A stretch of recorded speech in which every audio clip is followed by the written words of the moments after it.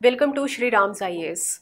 So I'm Sumanjit Kaur and today I have brought for you an interesting talk about one of the very important climate engineering methods यानी कि global warming को combat करने के लिए एक ऐसा method जिसमें क्रश्ड स्टोन को यूज़ किया जाएगा and that was in news dated 24th of June 2025 the Hindu. So what is this method? This method we are talking about, that is the enhanced rock weathering. So we are going to examine both from the prelims as well as mains perspective this very topic. देखेंगे prelims के लिए क्यों important है. So for that we'll take a look of the questions that were asked.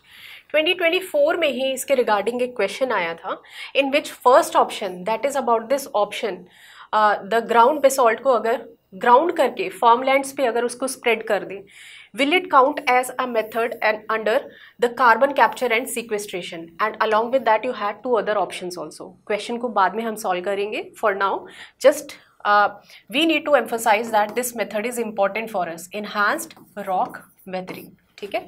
अब देखिए similar lines पे carbon dioxide removal के लिए जो भी टेक्नोलॉजीज, जो भी मेथड्स प्रपोज किए जा रहे हैं, those are important. So question 2025 में आया है डायरेक्ट एयर कैप्चर के ऊपर. ठीक है. So from those perspectives itself we are going to cover this topic. So let's start. So first we will understand कि इनहैंस्ड रॉक वेदरिंग क्या है और कैसे ये काम करता है. ग्लोबल वार्मिंग को कॉम्बैट करने के लिए, टेम्परेचर्स को थोड़ा नॉर्मलाइज करने के लिए, रिड्यूस करने के लिए कैसे काम करेगा. देखिए इनहैंस्ड रॉक वेदरिंग, नाम पे ध्यान देते हैं. सो वेदरिंग का मतलब क्या होता है? Weathering is basically a natural phenomena in which there is fragmentation of the rocks. और वो फ्रेगमेंटेशन कैसे होती है? That can be through the physical processes, यानी कि रनिंग वाटर, कोई स्ट्रीम है, कोई ग्लेशियर है, और there is some wind that is constantly striking against the rock. So what is happening? Physical pressure की वजह से वो रॉक इवेंचुअली टूट जाता है, physical stress. In similar way there can be some biological method also which is a facilitator of the breaking up of the rocks, the fragmentation. Similar way में हमारे पास कुछ केमिकल मेथड्स भी हैं जो हम ज्योग्राफी में पढ़ते हैं, कार्बोनेशन, ठीक है, वो सब. ठीक है. तो यानी कि ये नेचुरल मेथड है, बट क्योंकि ये नेचुरली होता है हमारे एनवायरनमेंट में, बट प्रॉब्लम क्या है? This is a very very slow process. It is very slow, that will take about thousands और मिलियंस ऑफ ईयर्स. ठीक है. अब प्रपोज्ड मेथड है कि इस वेदरिंग के रेट को थोड़ा सा ट्रिगर कर देते हैं, यानी कि इसको हैस्टन कर देते हैं. So the process of enhanced rock weathering, basically it seeks to interfere in the rate of the weathering so that वो rock थोड़ा जल्दी से एक powdered form में convert हो जाए. और उसका फ़ायदा क्या होगा? Now that rock basically किस टाइप का rock? It should be a volcanic rock, the rocks which are rich in silicates. ठीक है. तो यहाँ पे basalt and olivine rocks, these are the best qualifying rocks. इन रॉक्स को यूज़ किया जाता है, इनको क्रश किया जाएगा, it will be converted into a powdered form. अब जब वो पाउडर्ड फॉर्म में हो जाएगा, so what is the benefit? अब उसका सरफेस एरिया बढ़ जाता है. And what will do? We will simply sprinkle that powdered form of the rock over. First option कि कोई एग्रीकल्चरल फील्ड है, वहाँ पे आप इसको अप्लाई कर सकते हैं. ठीक है. एग्रीकल्चरल लैंड के ऊपर आप इसको स्प्रे कर दो, जैसे कि बायोचार होता है, सिमिलर वे में. ठीक है. Second option, that we can also sprinkle that in the ocean. ठीक है. अब देखिए after that how it works. First process we have understood, crush कर दिया रॉक को, उसको स्प्रे कर दिया या तो लैंड के ऊपर या फिर ओशन में. Now what will happen? We have to focus on the enhanced reactions that the minerals of this powdered form of the rocks will have with the carbon dioxide and water. अगर land के ऊपर है, जब भी बारिश होगी, whenever there will be rainfall, so those minerals they will react with the carbon dioxide containing rain, जिसे हम environment में जानते हैं by the name of acid rain. तो acid rain में कार्बोनिक एसिड है, that will react with those minerals and it's going to convert it into a very stable form of carbon. तो उस रिएक्शन के बाद हमें क्या मिलेगा? We will attain the carbonates and bicarbonates. Now these are very stable forms of the carbon. So what happened in this process?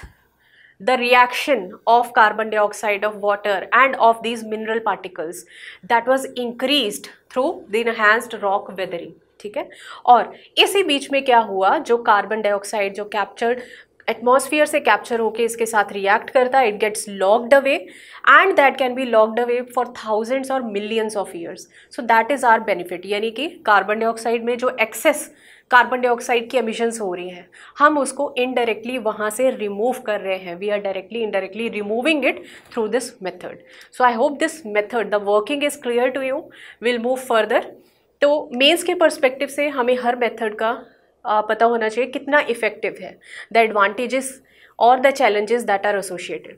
So let's talk about the enhanced rock weathering in terms of the gains, the merits we have. पहली चीज़, बहुत ही cost effective method है. Cost effective क्यों है? Because of the abundance of the basalt that is available in nature. Basalt is abundantly available in the nature and as a byproduct of the quarrying, it is easily available. ठीक है, so it can be easily obtained and it can be used for this very purpose. So it will act as a way for carbon sequestration. Second जो इसका merit है, that is with regard to improvement of the soil health. अब soil health को कैसे improve करेगा? Wherever the soils are facing the problem of acidification, ठीक है, pH अगर वहाँ का बहुत ज़्यादा कम हो गया है, in that case if we are applying the powdered form of these rocks, of basalt, of olivine, that is also going to help in neutralizing this acid.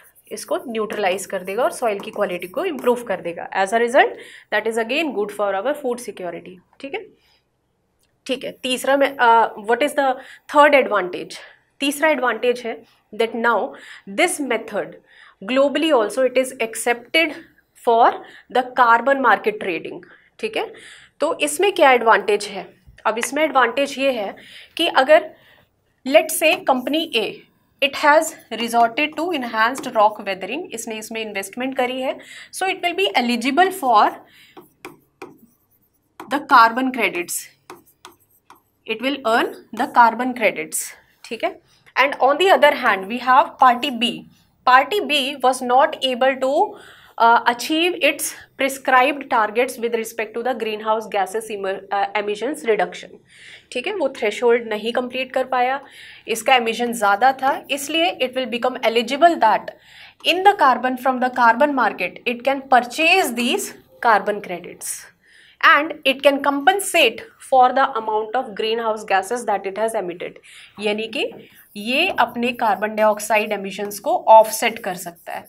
So this is carbon offset method also. ठीक है, so all these three advantages, I hope that's clear.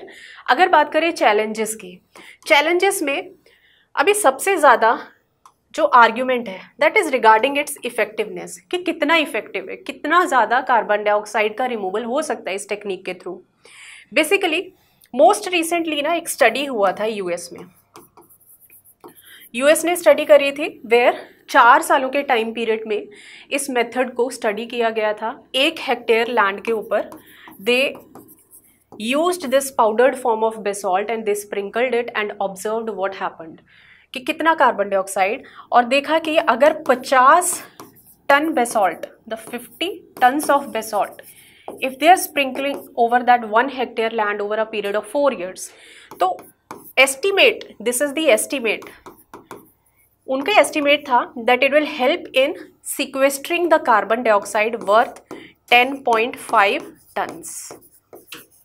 ये थी US की study. But जब practically इसको apply किया गया in Australia and Malaysia, Australia में शुगर केन फार्मलैंड्स और मलेशिया में हमारे पाम ऑयल के फार्मलैंड्स, वहाँ पे जब इस मेथड को यूज़ किया गया रियल लाइफ में, तो देखा गया कि ऐसा नहीं है कि इतना ज़्यादा कार्बन डाइऑक्साइड सिक्वेस्टर हो रहा है. No doubt this method is working, but not to the extent as that was exaggerated by the US based study. ठीक है। और दूसरा इसका जो that is regarding challenge of the measurement.